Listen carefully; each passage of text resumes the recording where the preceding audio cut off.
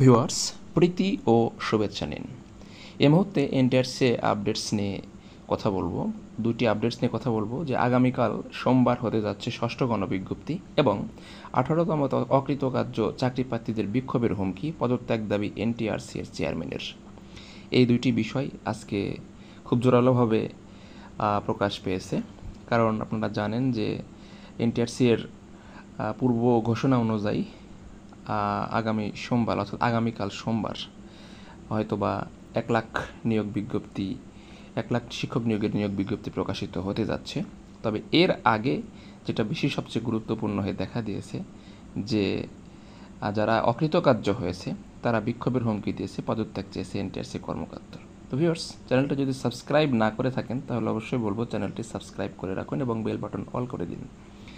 তো শিক্ষক নিয়োগ বিজ্ঞপ্তি হবে কি হবে না সেটা আমরা আগামীকাল জানতে পারবো এবং শিক্ষক নিয়োগ বিজ্ঞপ্তি আটকানোর মতন ক্ষমতা হয়তো বা এ মুহূর্তে যারা অকৃতকার্য হয়েছে তাদের আর নেই। দেখুন, এখানে সরাসরি বলে দিয়েছে যে 1 লাখের বেশি শিক্ষক নিয়োগের ষষ্ঠ গণবিজ্ঞপ্তি আগামী সোমবার 16 জুন প্রকাশ করা হতে পারে বলেছে।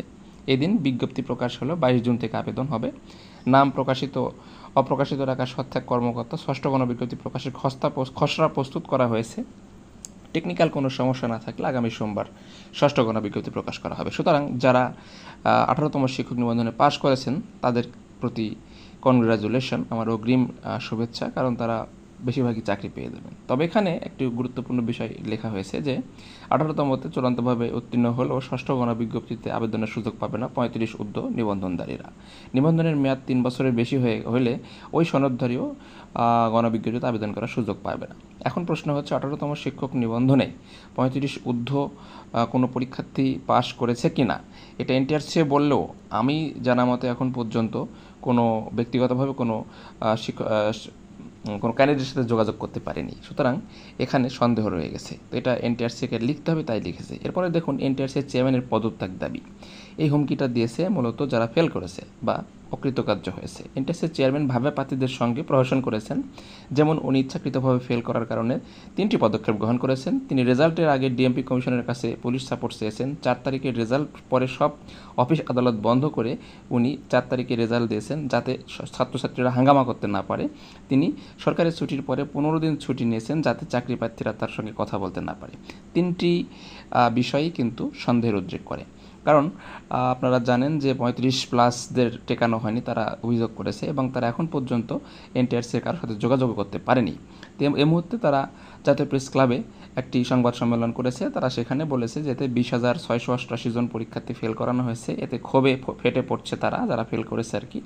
এবং তারা ভাইভাতে ফেল করানো হবে জানতো না। তাদের সঙ্গে চেয়ারম্যান মধ্যে বৈঠক করেছিল এবং বৈঠক করে তারা বলেছিল ফেল করানো হবে না। তো এই মুহূর্তে তারা তাকে ফোন করেও যোগাযোগ করতে পারছে না, কারণ তিনি ফোন ধরছেন, তিনি ছুটিতে আছেন এবং তারা তার গ্রামের বাড়ি ঘেরাও করবেন এরকমটা তারা হুমকি দিয়েছেন এবং প্রয়োজন বোধে তারা এনটিআরসি এর অফিসের সামনে অবশ্যই বিক্ষোভ করবে, এরকমও তারা হুমকি দিয়েছেন। তো এখন তারা কি বলেছেন যে যদি এরা বলেছে যে আমরা সবাই ভাইবা অংশগ্রহণ করেছিলাম, তাদের সবাইকে সনদ দিতে হবে।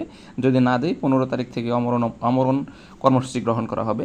আমরা সনদ না নিয়ে মাঠ ছাড়ব না। আপনারা লক্ষ্য করবেন ভাইবা বোর্ডে এমন কোনো বোর্ড আছে যেখানে 29 জনকেই ফেল করানো হয়েছে। এটা বিষয়টা অত্যন্ত দুঃখজনক। অনেক বোর্ড আছে যেখানে 25 জনকে ফেল করানো হয়েছে, 5 জনকে পাস করানো হয়েছে। তাহলে একাধারে এই ফেল করানোর মানে কি? অবশ্যই এনটিআরসিকে জবাব দিতে হবে, কারণ তারা এটা ইচ্ছাকৃতভাবে করেছে। এখানে দেখুন, সচিব মফিজুর রহমান এই বৈষম্য করেছে। আমরা এটা একটা বিষয় ক্লিয়ার, এনটিআরসির চেয়ারম্যান আওয়ামী লীগের দোসর, কারণ উনি আওয়ামী লীগের সিলেক্ট করা সচিব ও উপসচিব। এখানে তারা আওয়ামী লীগকে দোষারোপ করেছে। তো যাই হোক, সেটা অন্য প্রশ্ন। এখন প্রশ্ন হচ্ছে যে এত বিপুল পরিমাণ শিক্ষার্থীদের ফেল করানো হয়েছে, চাকরি প্রার্থীদের, তাদের যদি সনদ না দেওয়া হয়, তাদের সনদ দিলে একটা সুবিধা হয়, তারা এনটিআরসির মাধ্যমে চাকরি না পেলেও বাংলাদেশের অন্যান্য অনেক শিক্ষা প্রতিষ্ঠান আছে শহরের মধ্যে যেখানে এনটিআরসি এর সার্টিফিকেট চাওয়া হয়।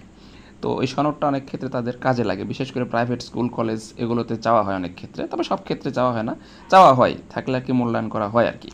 তো এই বিষয়ে এনটিআরসি ভেবে দেখতে পারে। তবে এখন দেখা যাক তারা অনশন কর্মসূচিতে যেতে চাচ্ছে। এখন পর্যন্ত তারা এনটিআরসির চেয়ারম্যানের সাথে যোগাযোগ করতে পারেনি। পরবর্তীতে কী করতে চাচ্ছে এর জন্য আমাদেরকে অপেক্ষা করতে হবে। ধন্যবাদ, ভালো থাকবেন।